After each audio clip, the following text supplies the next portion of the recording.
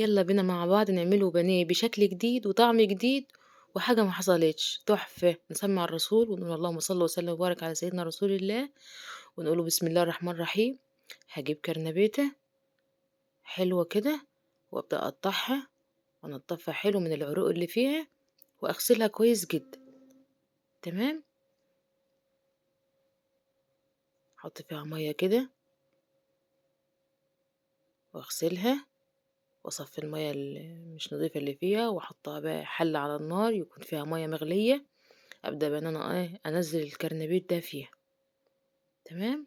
طبعا المية دي فيها معلقة صغيرة ملح وكمون عشان ريحة الكرنبيت بقى اللي بتطلع فديت احلى حاجة. لما تيجي تسلق الكرنبيت معلقة الكمون دي روعة جدا. تمام. سلقنا الكرنبيت بتاعنا. هبدأ بقى ان انا اصفيه، انشله كده بالمصفى واصفيه كويس جدا بالشكل ده. تمام كده.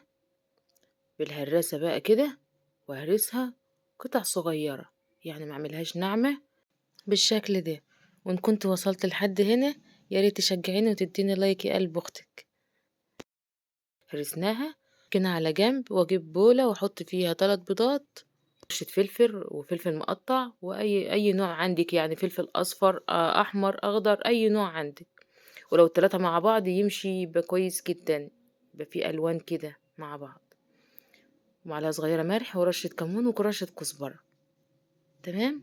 اقلبهم كده كويس جدا مع بعض بالشكل ده.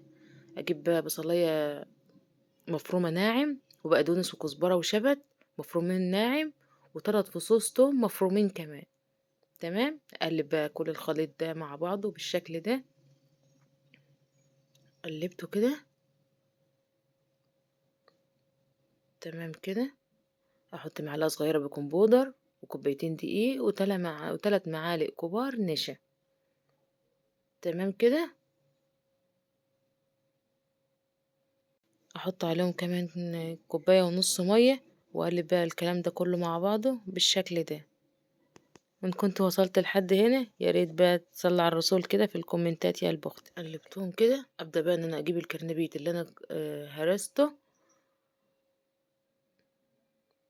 وافضيه عليه بالشكل ده وابدا اقلب كله مع بعضه. اقلبه كله كويس جدا مع بعض، اخلطه مع بعض كويس جدا. احط بقى طاسه فيها زيت على النار واحط بقى اغرف بالمغرفه كده واحط في الزيت واحمرها زي البانيه بالظبط.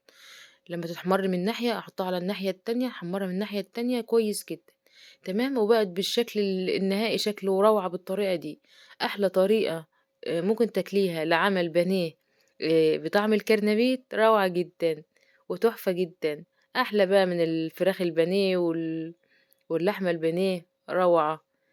واحلى سندوتش بقى تحفة جدا بسم الله ما شاء الله. وعملنا الكرنبيت بشكل جديد وحلو جدا للاطفال والكبار والصغار وصحي كمان. ما تنسنيش بقى بدعوة حلوة ما تعملي الطريقة وتجربيها. ما تنسنيش باللايك والشير وسبسكرايب للقناة عشان يوصلك كل جديد. واترككم على خير في فيديو جديد والسلام عليكم ورحمة الله وبركاته.